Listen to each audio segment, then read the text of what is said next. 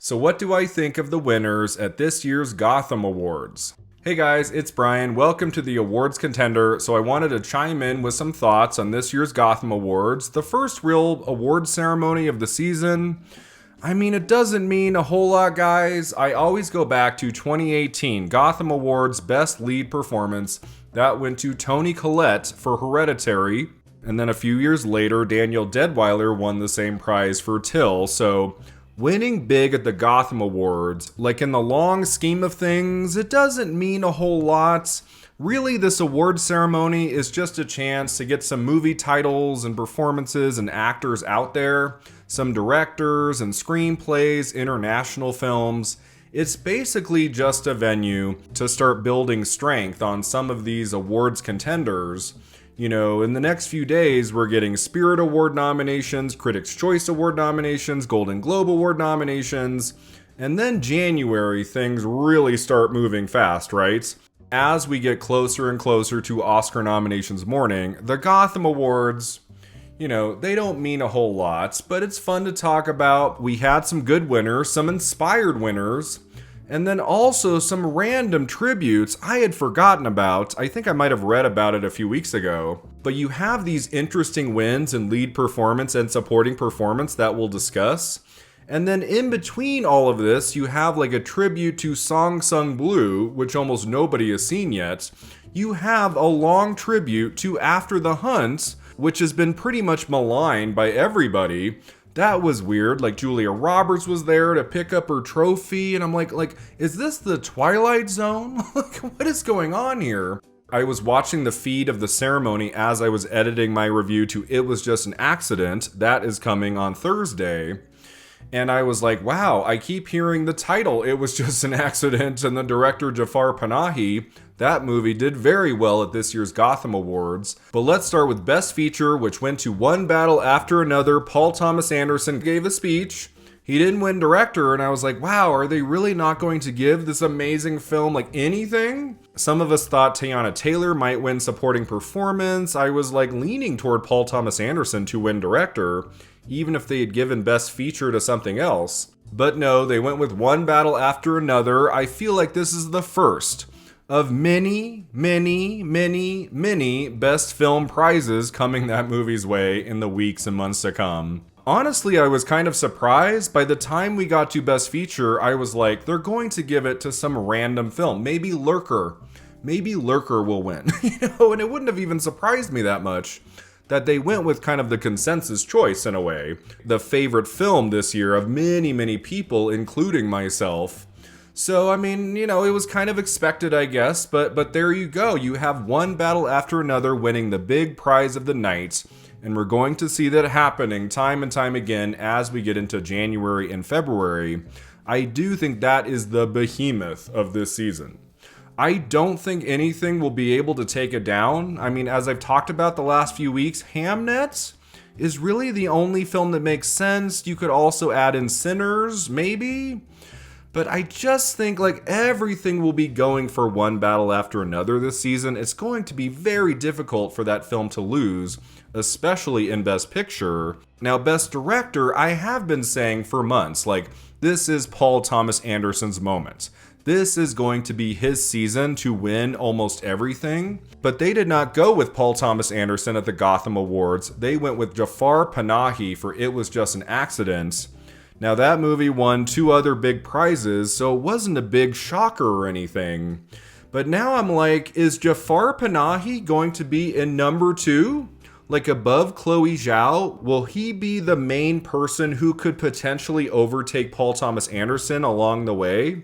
As we get into January and February and like the DGA and Golden Globes and stuff, maybe it's not going to be a sweep for Anderson. It won't be a Christopher Nolan Oppenheimer kind of sweep. Maybe Jafar Panahi, with his incredible film and his narrative, he might win some prizes too, along with the Gotham Awards. He looks so happy, so excited to accept this trophy. I'm sure he did not go into the Gotham Awards a few hours ago thinking his movie was going to win 3 big prizes, but it did. And so it was kind of surreal watching the feed while I was editing my review of that movie, and I kept hearing the title and Panahi's name over and over. So that was interesting. Director, what a great choice. It Was Just an Accident also won Best International Feature, and it won Best Original Screenplay. And that was one of the first prizes of the night, and I thought, will It Was Just an Accident be this year's Anatomy of a Fall? Is that going to win Best Screenplay at the Globes? Is that going to win Original Screenplay at the Oscars? You know, I've thought about Sinners there and Sentimental Value. What if It Was Just an Accident, the big win at the Oscars for that movie, is an original screenplay for Jafar Panahi?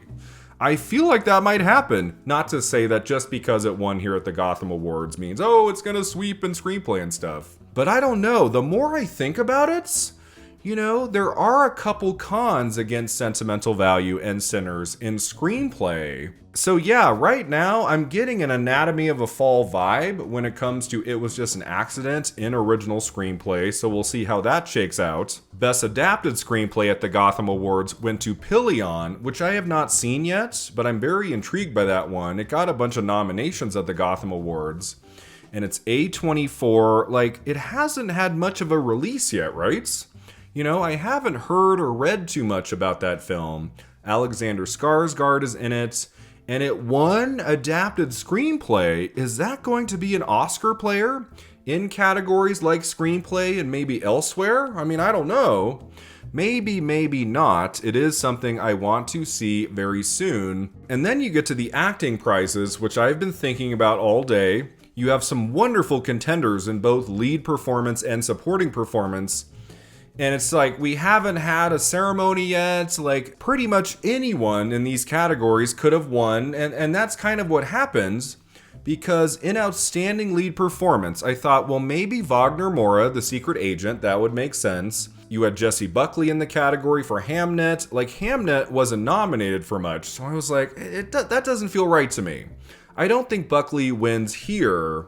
I was leaning toward Rose Byrne, If I Had Legs, I'd Kick You. The Gotham Awards gave that film nominations in picture, and director, and original screenplay, and lead performance. So I was like, well, it'll probably win one of those four, right? And Rose Byrne in lead performance makes the most sense. But the thing with the Gotham Awards, it's like 5 people voting on each category, like 5 different people. That's why it's so chaotic and random, and there's no real like through line here. It's why one battle after another only won Best Feature, why it didn't take the prizes in any other category like director, like supporting performance and stuff. One battle after another at this year's Gotham Awards, it pulled an Anora at Critics' Choice. Remember when Anora won nothing at Critics' Choice a few months ago? And then it won Best Film, Best Picture? It won the top prize? I was like, what? Like, how can you not give Anora director or actress, but you give it Best Picture? That didn't make sense. The thing with the Gotham Awards is that because of like the voting bodies, it is so random. It makes it like one of the hardest shows to predict, like the whole season. Like, I can't imagine too many people were predicting to win Outstanding Lead Performance Sope Dirisu, My Father's Shadow. You know, that's like one of the very few films nominated at the Gotham Awards I haven't seen yet, like at least in the top categories. I'm vaguely aware of that movie. Now I really want to check it out. I mean, seeing it get nominated, seeing it win a top prize at the Gotham Awards. And this is an actor who's been doing very good work, appearing on Slow Horses, which I'm currently watching right now.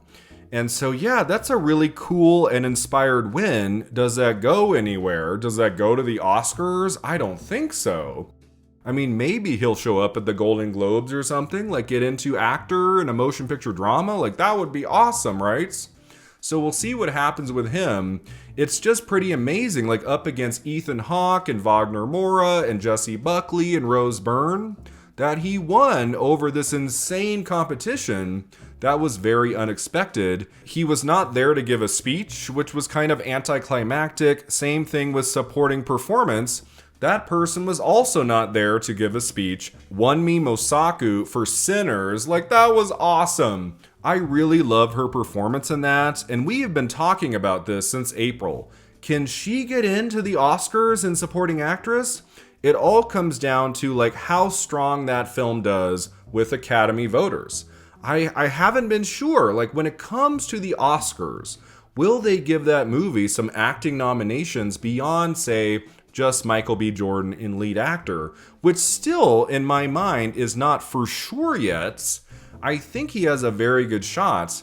But can you imagine Oscar nominations morning? You have in supporting actress Wunmi Mosaku, and you have in supporting actor Delroy Lindo. Like, Delroy Lindo also makes it in. That would be amazing. That would be awesome. I mean, I can't get too excited. It's very early. It's just the Gotham Awards. But I do think Mosaku winning that, it gives her a little boost, I think, like going into Critics' Choice nominations and Golden Globe nominations. Like her winning that over Benicio del Toro, over Teyana Taylor and Adam Sandler and Stellan Skarsgård. Again, it's like, you know, if I was predicting these, I would not have put her in the top 3 or 4, so that's a really cool win as well. It's why I was very confused watching the feed, like seeing some of these inspired, unexpected wins alongside long tributes to Song Sung Blue and After the Hunts, and Noah Baumbach too getting a director tribute, and he spoke forever. I was editing my review of It Was Just an Accident, like with the sound turned off, like when it came to the feed of the show. And I was editing for at least 5 minutes. I look back, he was still talking. I was like, oh my God, Noah. Like, someone needs to get the giant hook, you know. You're not winning Best Director of the Year here. It's like a tribute, so I don't know. So there are some things with this show that are very wacky and random. And when it was over, I was like, what do I take away from this? Not much is the answer, right? But it's very early, it's fun. Like, we are really kickstarting things here, right? We've got some big award nominations in the days to come, and I am excited. I don't know about you. So on Wednesday, I will give you my reaction to the Spirit Award nominations. Thursday, you get a review of It Was Just an Accident. And then Friday, we have Critics' Choice nominations. Yeah, like things are getting started, everybody, and I can't wait to see what happens next.